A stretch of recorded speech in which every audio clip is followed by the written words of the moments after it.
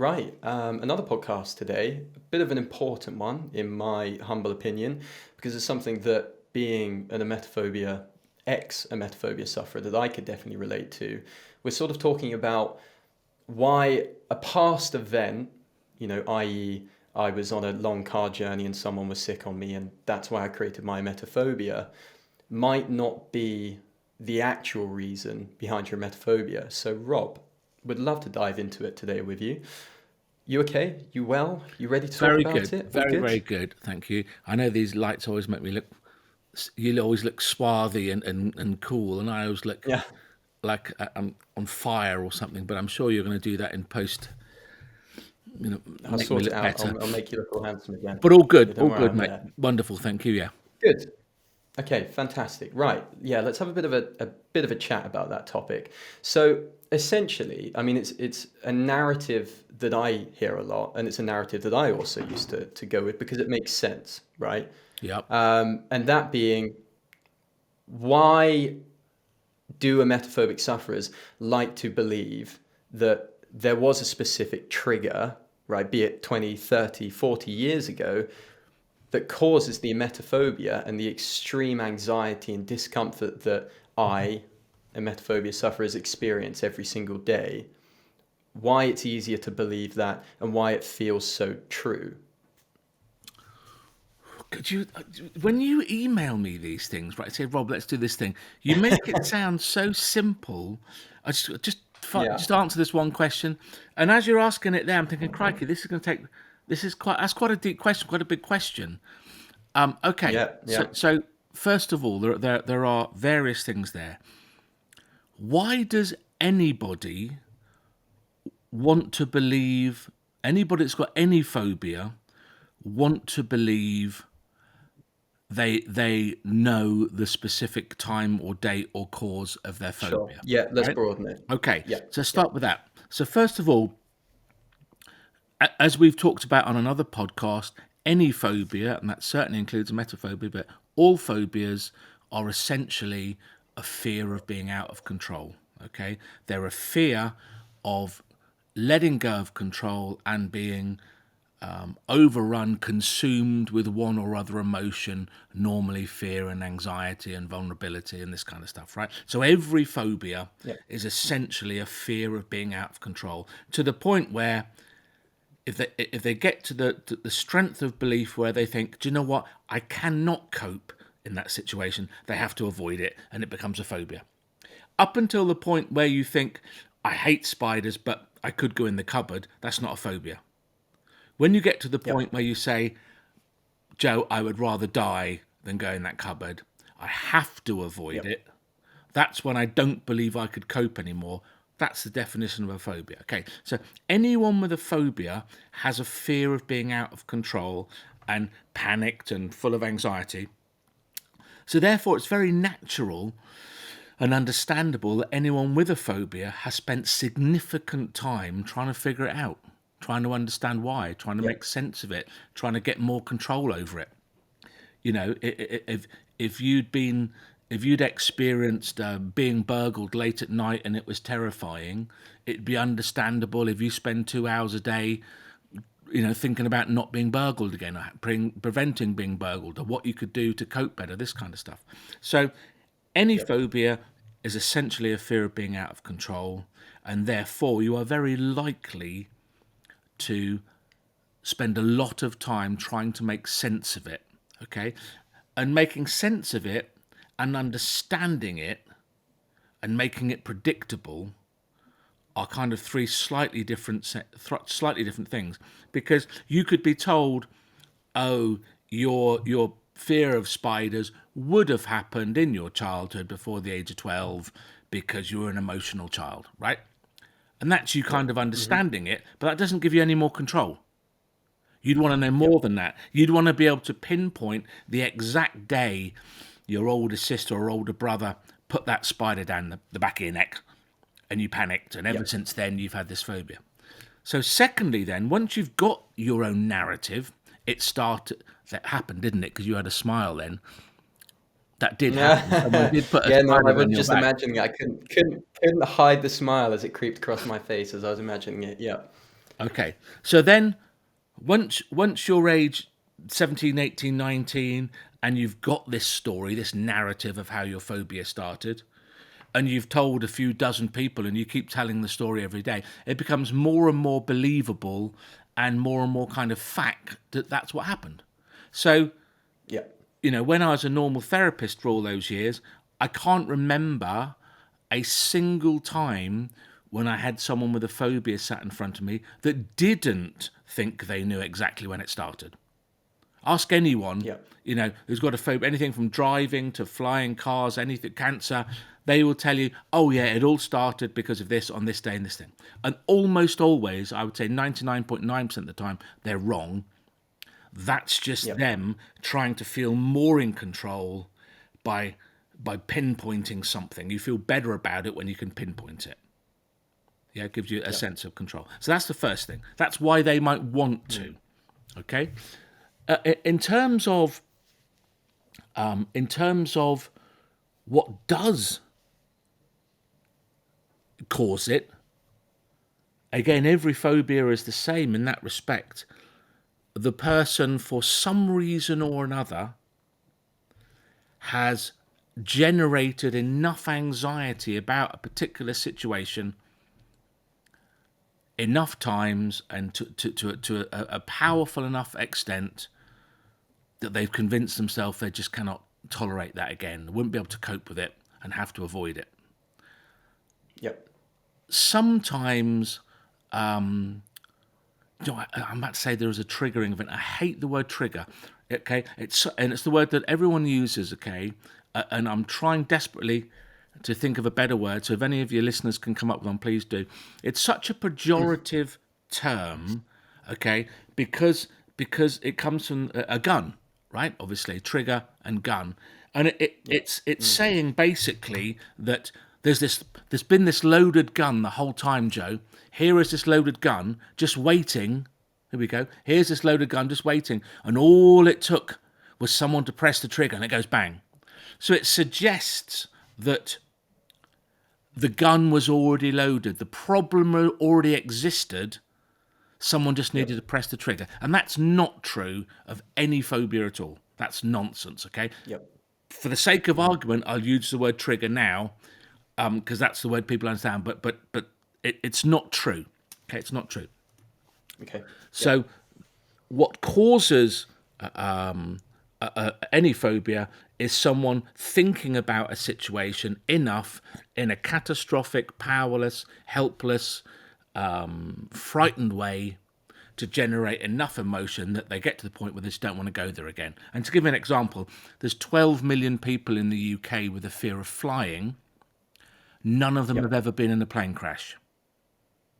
Okay? Yep. So at most, their phobia was caused by having a slightly turbulent flight once. When I say slightly turbulent, do you know how many aircraft have ever crashed out of turbulence? 0.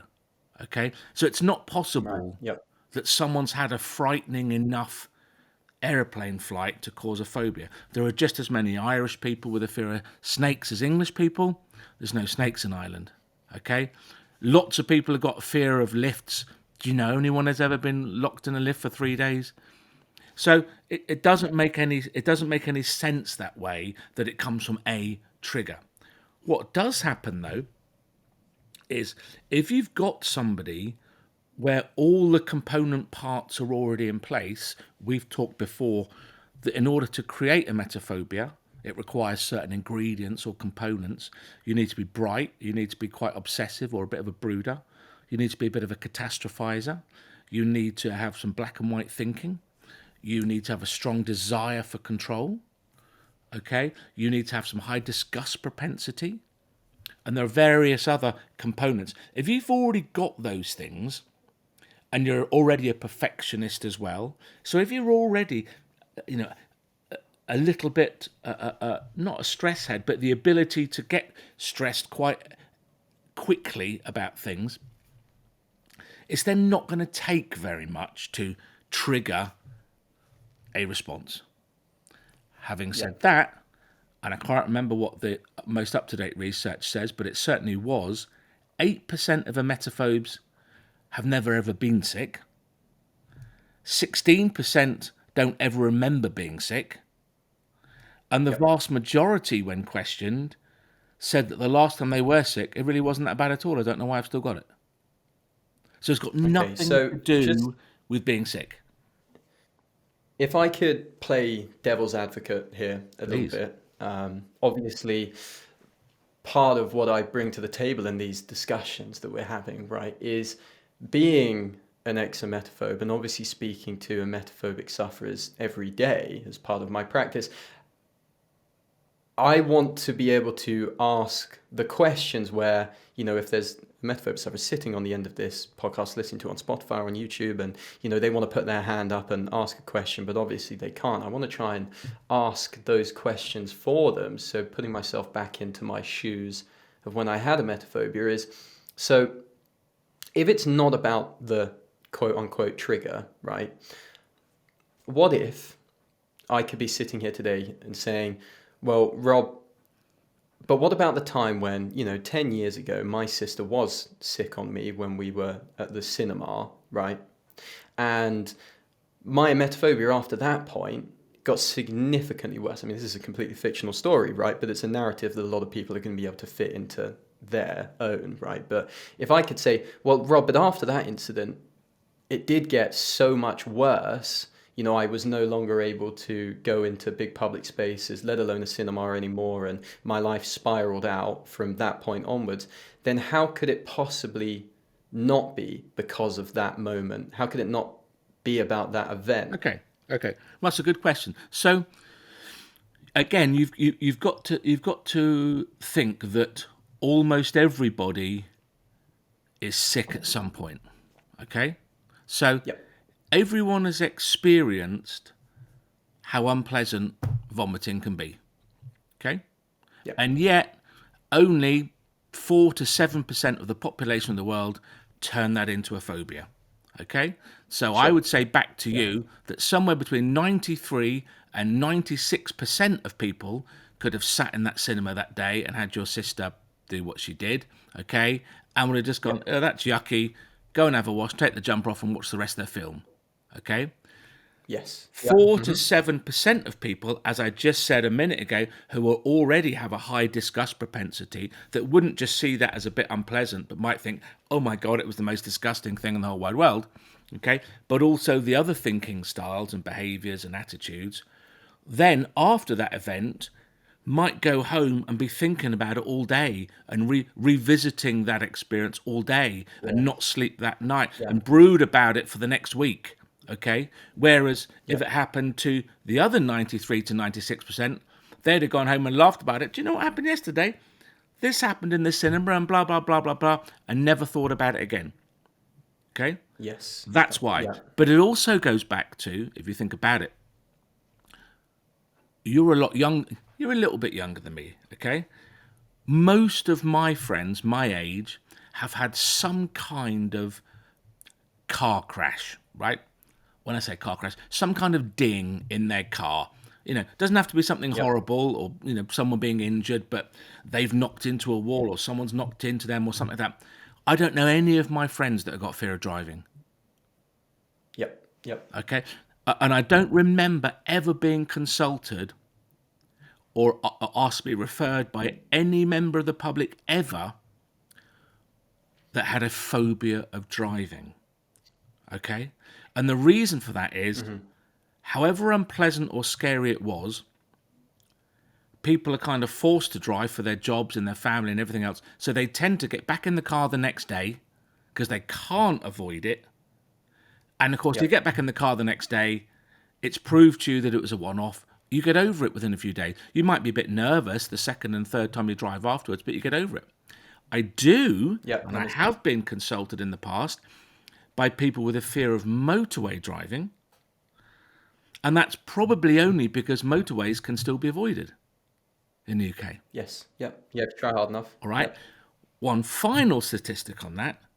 You are no more likely to develop emetophobia.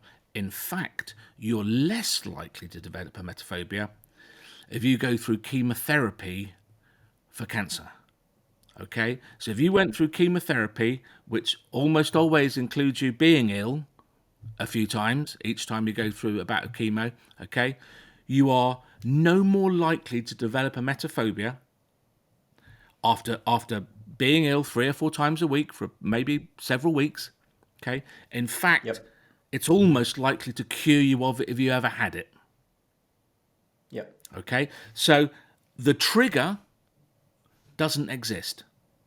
The notion of there being a trigger, what you could say is something at some point in time was evidence enough for that person to change the way they think about a situation significantly enough to develop it into a phobia. Yep. Yeah. Yeah, It's about as far as it can go. one of the reasons why one of the reasons why there's 12 million people in the UK with a fear of flying, which is a very high statistics, right? That's a fear of flying, by the way, not a phobia. I haven't got any stats on a phobia, but a fear of flying, 12 million. Okay. Why would there be 12 million people with a fear of flying? Because the vast majority of people don't fly very often. Yep. If you think about the vast majority of people in the world probably never fly at all. The vast majority of people fortunate enough to live in countries like the UK or the States might fly, I don't know, 2 or 4 times in a year might be average, I guess, once you're over the age of 15. Yep. Let's say you go on holiday twice a year, Joe average, right? That's 4 flights a year. That's one every 3 months. Okay? That's not enough to help you get over your anxiety about flying. If you had anxiety, if you had a fear of flying and you flew every day for a month, you'd be over your fear of flying. Yep. Okay? So lots of cabin crew that do the training to become cabin crew are anxious about flying when they first become cabin crew. Within 3 or 4 months of being cabin crew, all their flying anxiety goes. And you know that. You see that, don't you? When you do fly, and you might be on a bumpy flight one day, you just come back from skiing, right? You might be on a bumpy flight, and you think, Craig, that's a bit bumpy, what's going on here? And yet the cabin crew are wandering up and down, smiling, having a laugh, and you think, are they pretending? Do they know something I don't? Yep. So Yep. exposing yourself to a feared situation and processing it in a helpful, adaptive way will almost always help you to overcome whatever that thing is that you feared.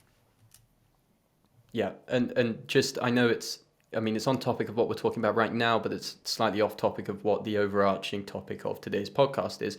But just for anyone that might have listened to our podcast on why exposure therapy doesn't help emetophobia compared to what we have just discussed on, can you just clarify the difference between that and why pure exposure therapy to overcome emetophobia isn't helpful, just succinctly for people listening? Yes.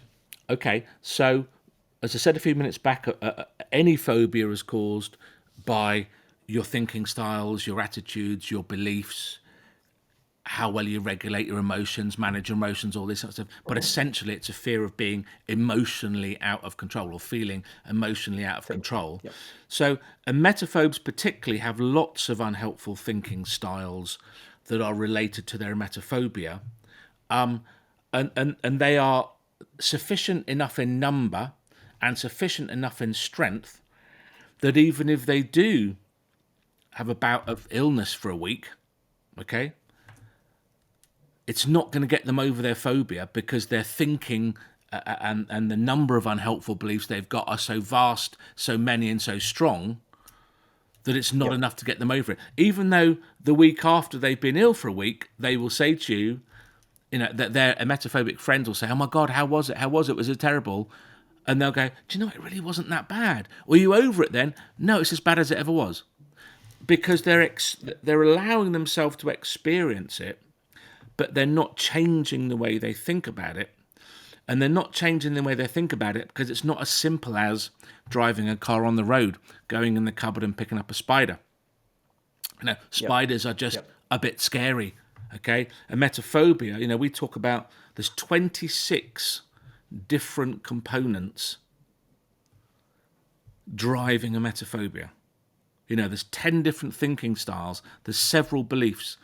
There's disgust propensity, there is social anxiety, there are usually some self-esteem issues, particularly around control.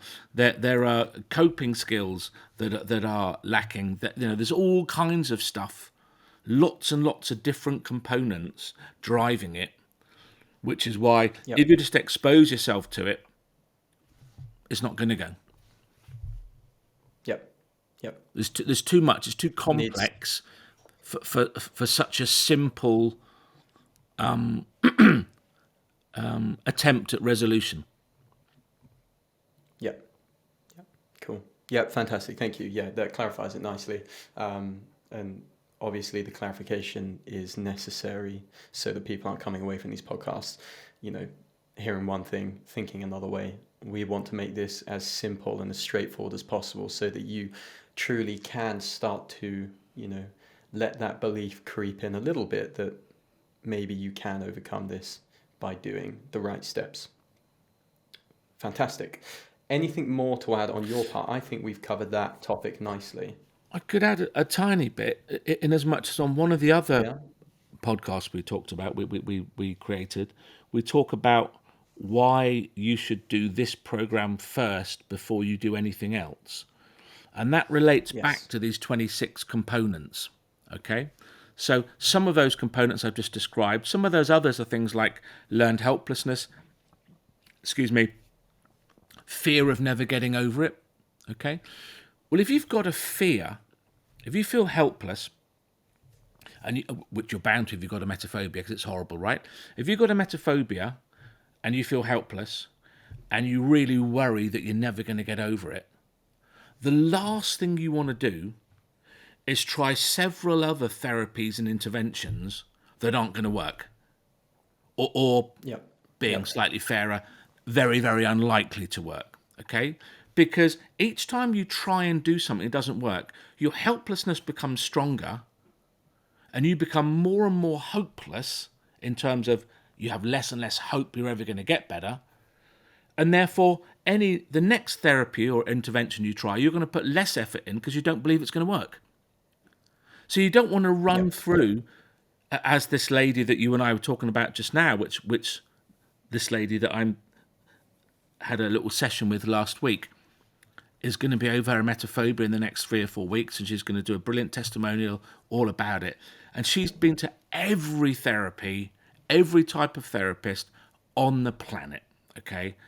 None of them helped. And each time she tried something new, she was worse because, of course, she's tried this and I feel a little less hopeful. It's like someone going through chemo for cancer, and every time they try a new drug and it doesn't work, of course you're going to be more hopeless and helpless and despair more and be less hopeful that you're ever going to get a cure. So this is why it's so important that people, if they're going to do something, they do this first, because this is by a long, long, long shot the most likely thing to get them over their emetophobia. Because of the thinking styles and beliefs and attitudes that I talked about just now. That's the link. And addressing them and allowing you to actually fundamentally challenge and change them. Before you close off, can I tell you something exciting that you probably don't know yet? Me? That I don't know yet? Yeah. Okay, sure. Okay. I'd love to hear it. So I've recently put a team together of coaches that are all ex-emetophobes themselves, and some members of the public that are ex-emetophobes, and some current sufferers of emetophobia. And what we're going to be doing, Joe, over the next 6 months to a year, is putting together an entire support package, right, for anyone of any age with emetophobia. That's little kids, that's grandparents, that's parents that want to help their kids over it, kids that want to help their parents over it, support materials for teachers, doctors, psychotherapists. We're going to create a resource so that every single thing you could possibly need or want to help you overcome it, you've got. And that's all going to be done over the next kind of 6 to 8 months. And it's for me, it's really, really exciting, because we just want to create everything you could possibly need. We're gonna build for them. Fantastic. So I go skiing for 1 week and you brainstorm up and cook up all of these new ideas. I had a bit of spare time. What can I tell you? Good.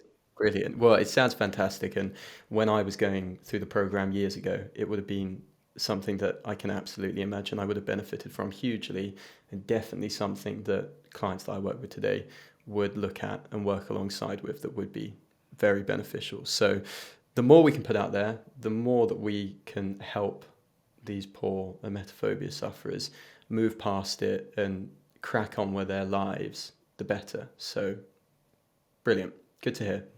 Lovely to see you, mate, and I'll see you again soon.